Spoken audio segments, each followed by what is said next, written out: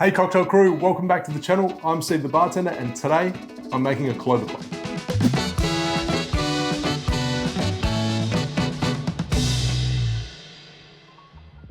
So long-time subscribers of the channel may have noticed that I've done this once before, but I don't think I did it justice.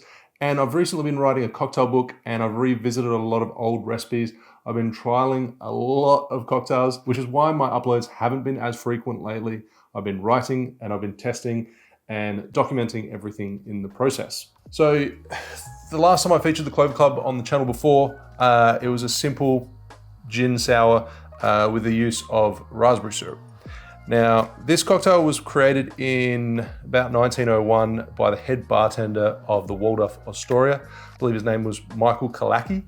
And this recipe was kind of resurrected by Julie Reiner at her Brooklyn bar called Clover Club. The recipe that she resurrected was the one that contained dry vermouth. And I think the addition of dry vermouth in the cocktail is just brings this extra level of complexity through the botanicals in the dry vermouth. So this recipe is much better than the one I've tried before and the one that I featured on the channel, the one that I've written on my website. And I think the dry vermouth gets omitted in a lot of recipes in books and online. So this is one that you should definitely try. I mean, there's probably a lot of people out there saying, of course, you add dry vermouth into your Clover Club, but I wasn't always aware. So hence why I'm remaking it. Now, another reason the videos have been few and far between is I've been flat out with Threefold Distilling. The team and I have literally just opened a venue and we've also released a raspberry gin, which is yet another reason why I'm making this cocktail, is because we think this particular gin goes perfectly well in a Clover Club. It's a raspberry gin. We started off with our aromatic gin, which is citrus forward, and then we've just macerated a ton of raspberries in there. We haven't pressed the raspberries so it doesn't get that sweetness. It gets the aroma, the color, and a lot of flavor. So it's really vibrant and it tastes like fresh raspberries, but it's still a dry gin. Okay, let's get started on the cocktail. This particular recipe is a very easy one to remember because it is just 45 ml of gin and then 15 ml of the rest of the ingredients. So 45 ml of raspberry gin. Now, of course, if you don't have a raspberry gin, the original recipe does call for a London Dry. So you can use a London Dry. Then we have 15 ml, half an ounce of dry vermouth. I'm using Dolan. And 15 ml, half an ounce of fresh lemon juice. And 15 ml, half an ounce of raspberry syrup. Now, essentially this is a 2-to-1 rich syrup with raspberries added into it. I'll leave a link to a recipe so you can check it out. And we have egg white. Again, you can do 15 ml, half an ounce, but for the sake of the video, I'm just cracking the fresh egg. That's probably a little bit more than 15 ml. There's egg white in the drink, so I want to dry shake first.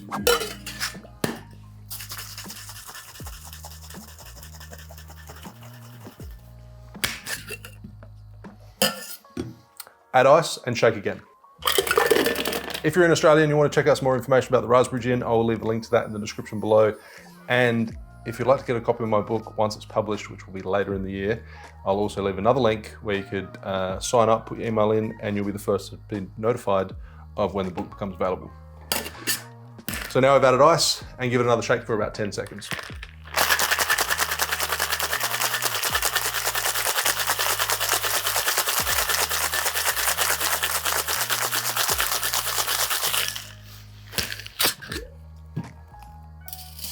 And then fine strain into your chilled coupe. And then garnish with skewered raspberries. This particular skewer is actually really cool. I've mentioned Surfside Sips on the channel before quite a few times. Surfsidesips.com and use the coupon code STB20 to get 20% off. But this is actually a glass skewer. It's really quite cool. Made out of borosilicate glass, so it's really strong. It's got a little twist at the end. I don't know how well you can see it on camera, but it's really nice.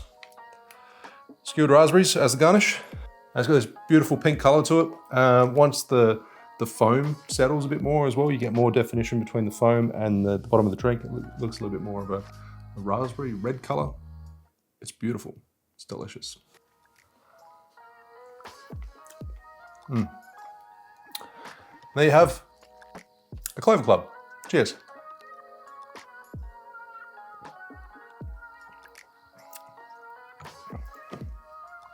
As I said, the dry vermouth adds this extra layer of complexity, but the raspberries in this are the hero. It's super vibrant, it pops. You've got that little bit of tartness or acidity from the raspberries as well, which is like absolutely delicious. This is a fantastic gin sour variation. And if you haven't tried one already, make sure you do. Thanks for watching. Make sure you like and subscribe, and I'll see you soon for another cocktail video. Cheers.